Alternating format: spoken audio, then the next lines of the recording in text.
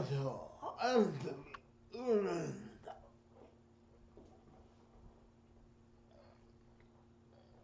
오늘은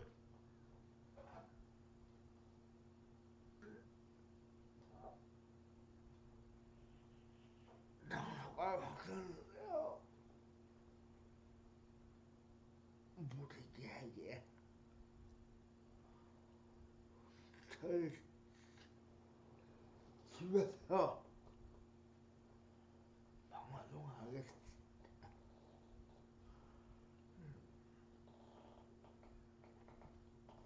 지금 녹음을 해주세요. 오늘 좋은 소식가 나무 소식이 그거는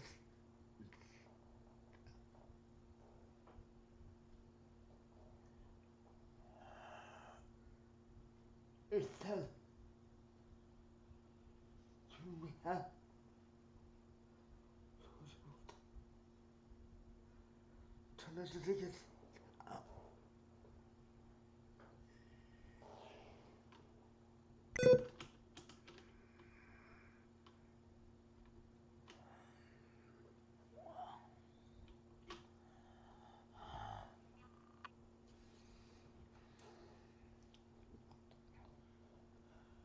잠깐만 기다려주세요.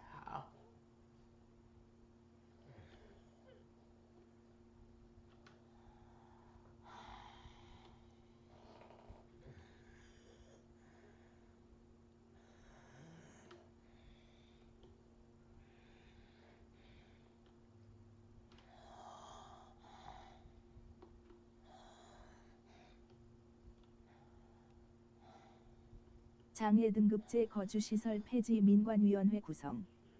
박능호 복지부 장관. 광화문 농성장 찾아 밝혀. 부양의무자 기준 폐지위원회도 9월 구성 완료. 장애등급제, 부양의무자 기준, 장애인 거주시설 폐지를 논의하기 위한 위원회를 구성하겠다. 보건복지부 박능호 장관은 25일 광화문역 지하도에 설치된 천막농성장에 방문한 후 장애인단체 대표들과 진행된 간담회에서 이 같은 입장을 밝혔다. 전국장애인 차별철폐연대 등 213개 단체로 구성된 장애등급제 부양의무제 폐지 광화문 공동행동은 지난 2012년 8월 21일부터 광화문역 지하보도에서 1831일 동안 노숙농성을 진행하고 있다. 박능호 복지부 장관이 광화문역 지하농성장을 찾은 것은 광화문 공동행동의 면담 요청에 응하면서다. 앞서 지난 7월 31일과 8월 10일 광화문 공동행동은 박능호 장관에게 면담 요청서를 전달하고 장애등급제, 부양의무자 기준, 장애인 거주시설 폐지 요구안과 세부 이행계획을 밝힐 것을 요구한 바 있다. 광화문역 농성장을 방문한 박능호 장관은 농성장에 마련된 장애등급제 부양의무자 기준, 장애인 시설로 인해 숨진 장애인과 빈민들의 영정에 헌화를 하고 조문을 했다.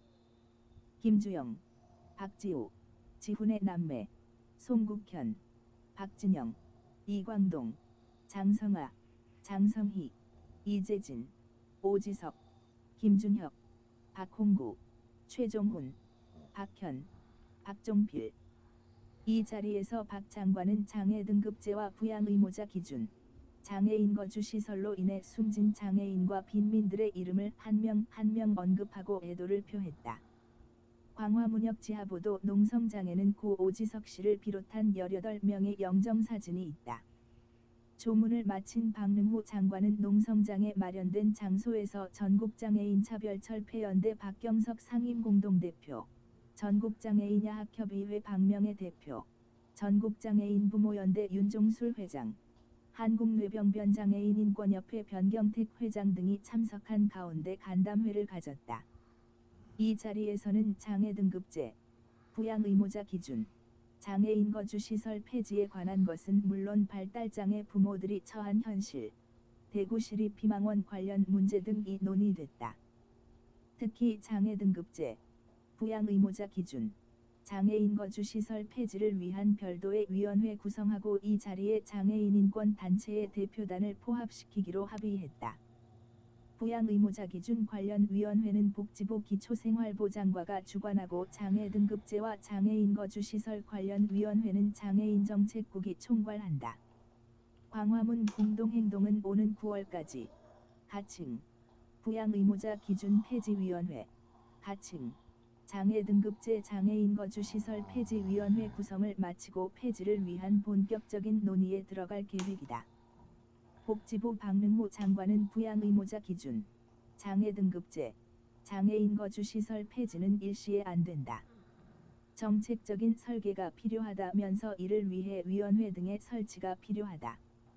이 위원회는 장애인 단체가 들어와서 같이 논의하는 구조로 만들겠다고 말했다. 이어 우리가 올바른 목표를 설정했고 올바른 길 간다는 것에 모든 분들이 같은 마음을 갖고 있을 것이다.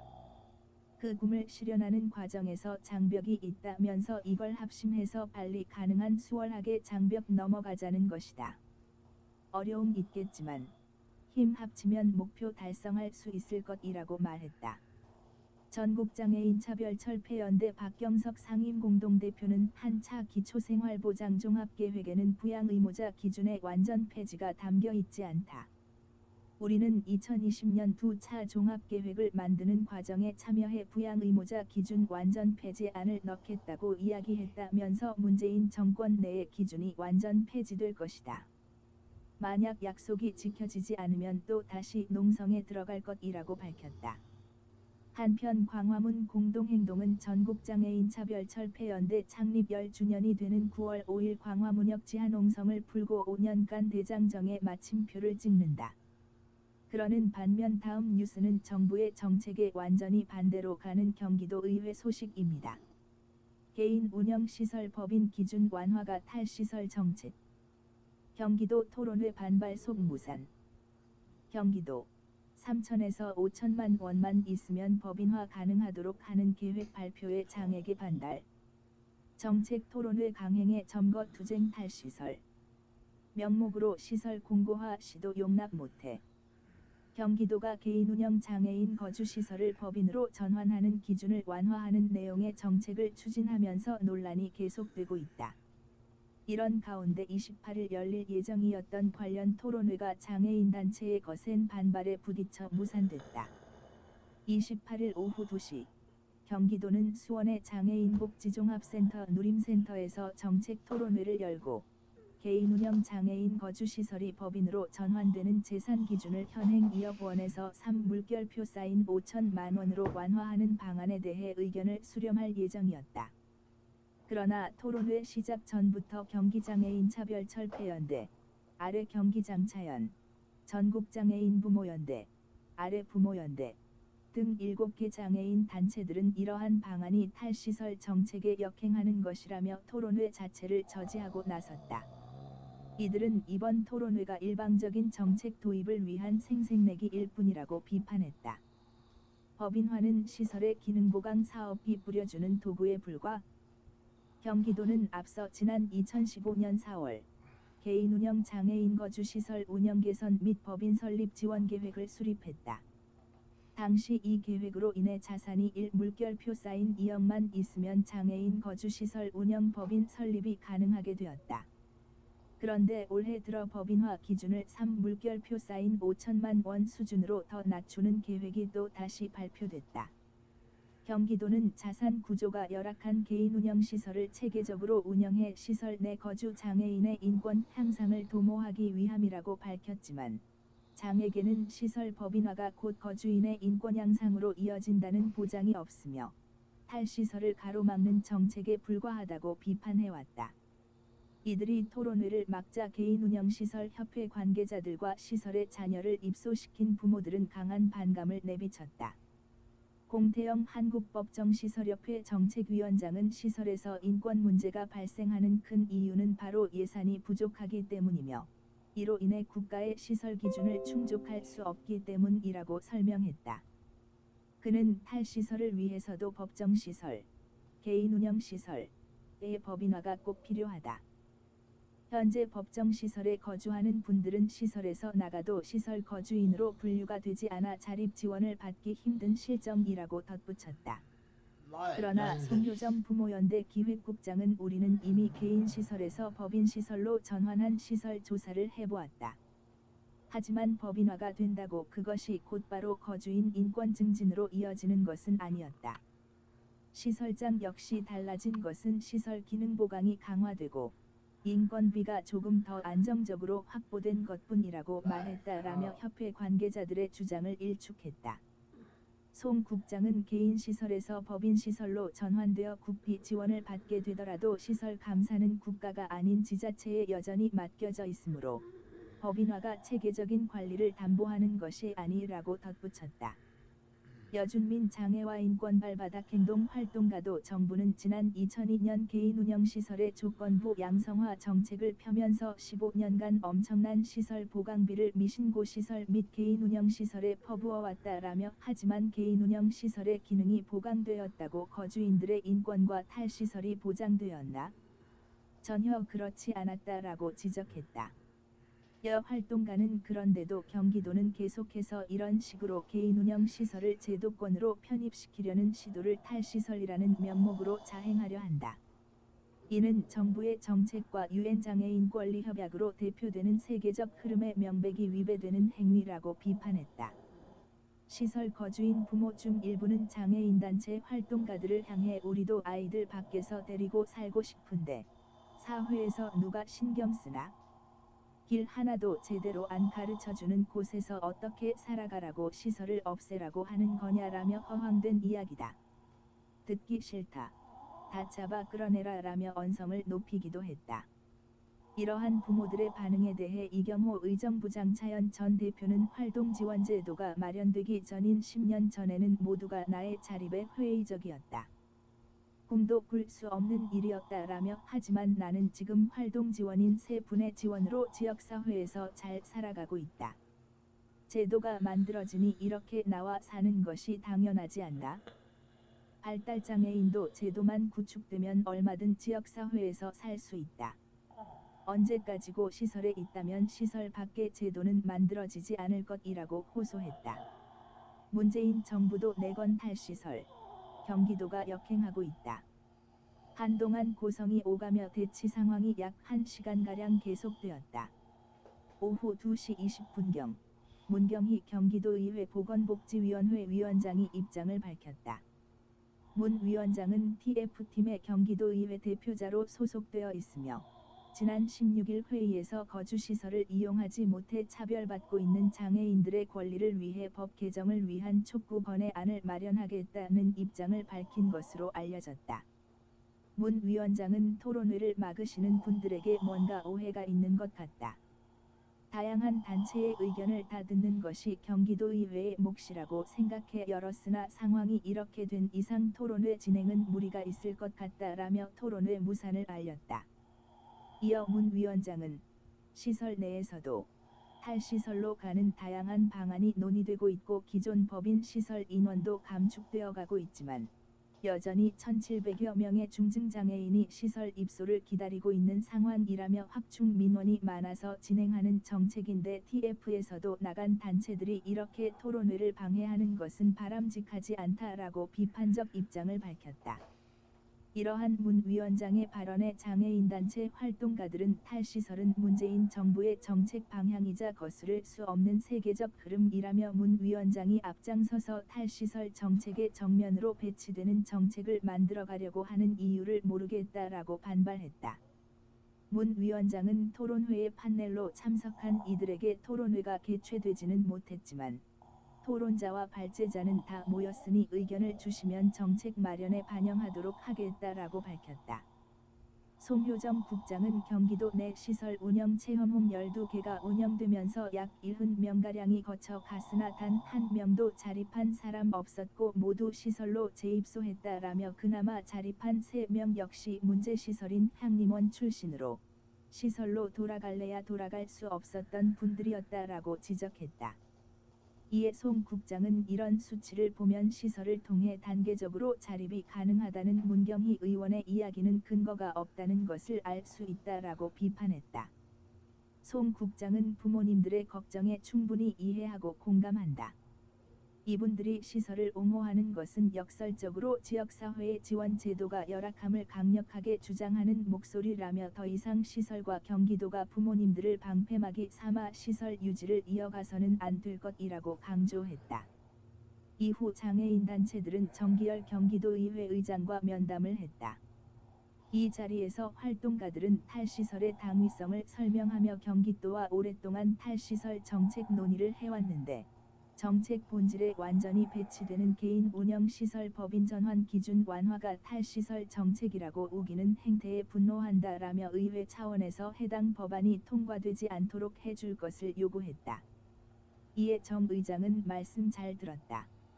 지금 당장 확답을 하긴 어렵지만 조만간 여러분의 의견이 반영될 수 있는 자리를 꼭 마련하겠다.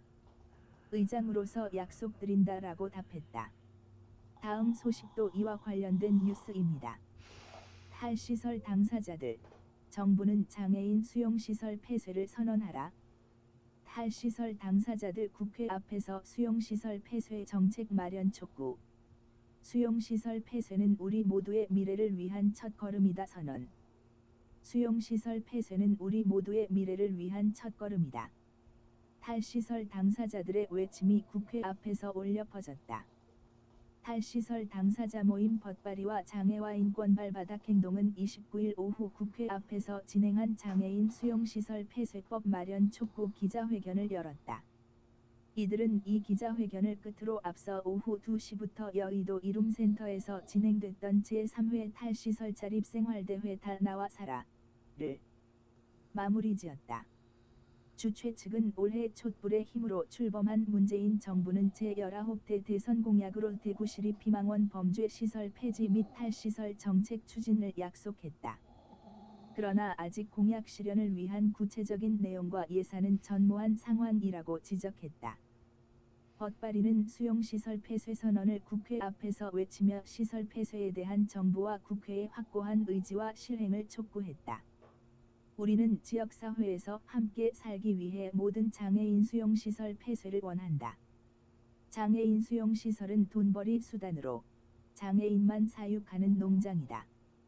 밖으로 나갈 수 없고 정해진 시간이 아니면 밥을 먹을 수도 하늘 구경도 할 수 없는 곳이다.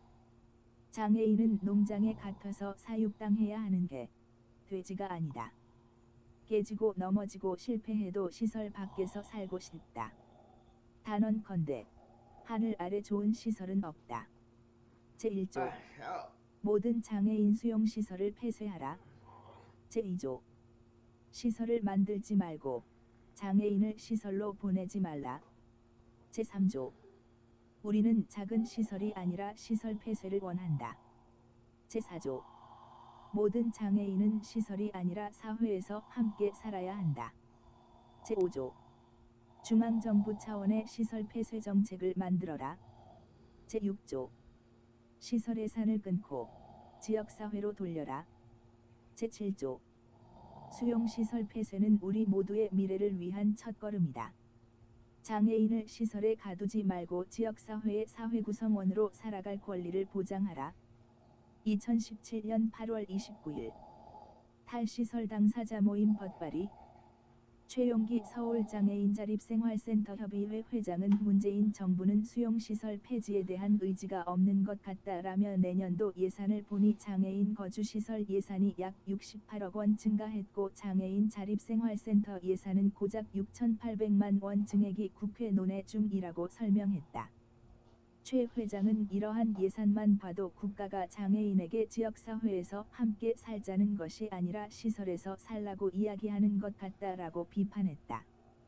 이어 그는 거주시설에서 지역사회로 나온 여러분 모두를 환영한다. 하지만 아직도 시설 안에서 살아가는 많은 동지들이 있다. 장애인의 지역사회에서의 삶을 보장하는 시설 폐쇄법을 반드시 도입할 수 있도록 우리 함께 투쟁하자라고 목소리를 높였다.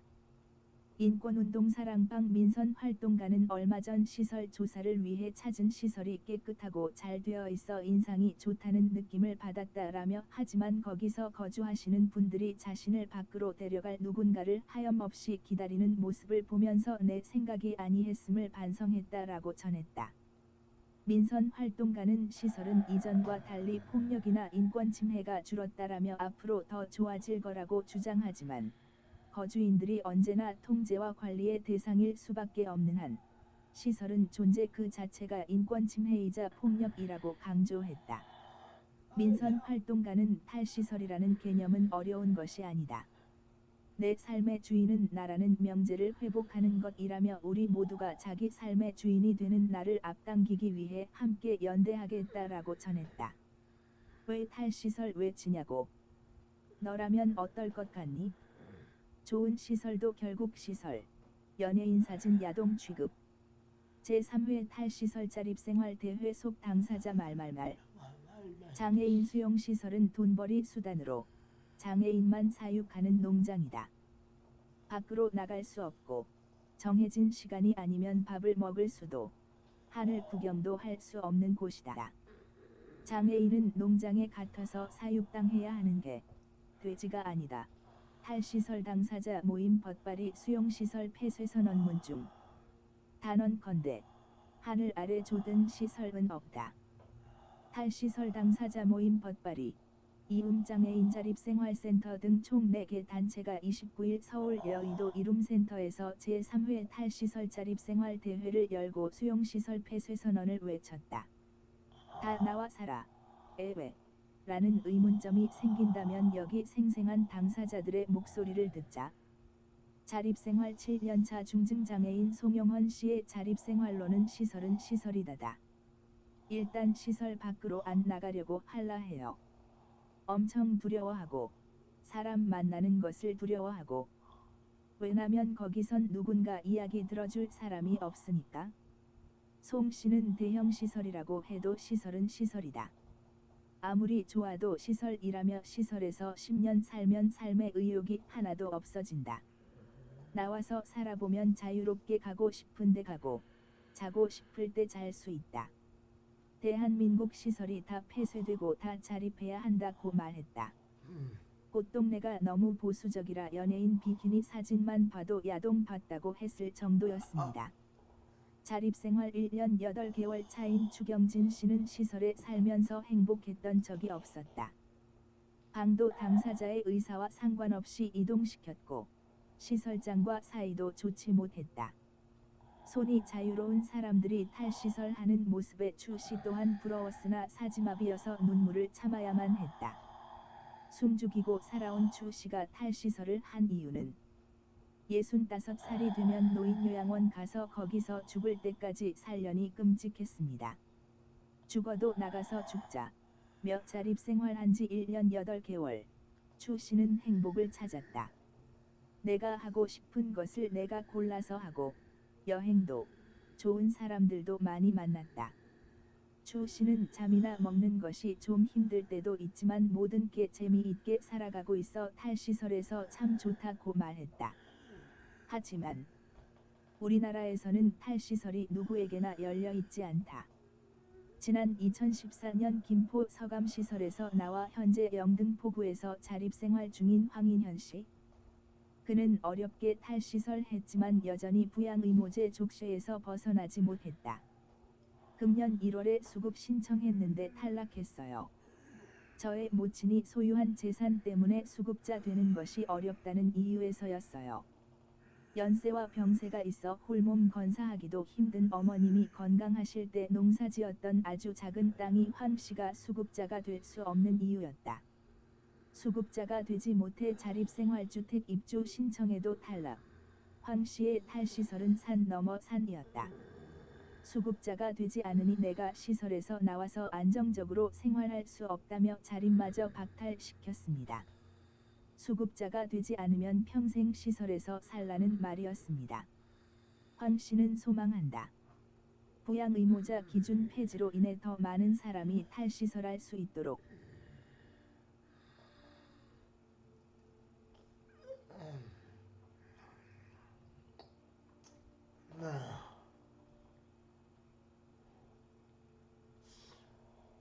오늘은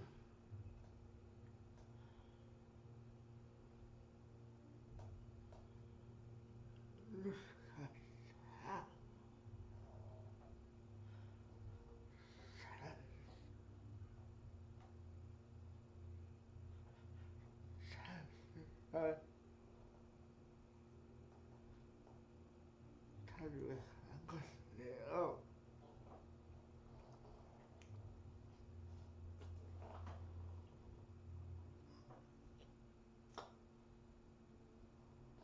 어찌 보면 인간으로서 태어난 권리고 의무인데 왜 한국에 태어나는 그런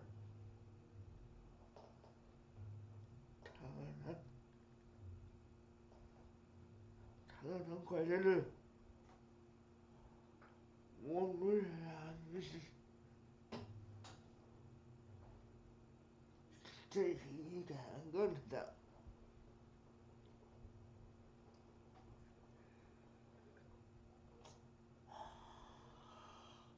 빨리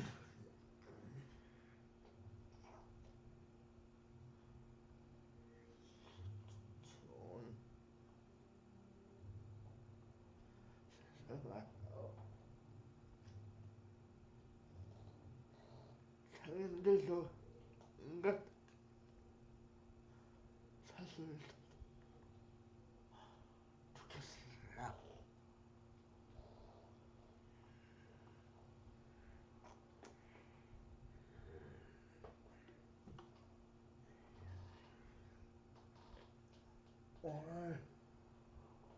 오늘 준비한 여기까지.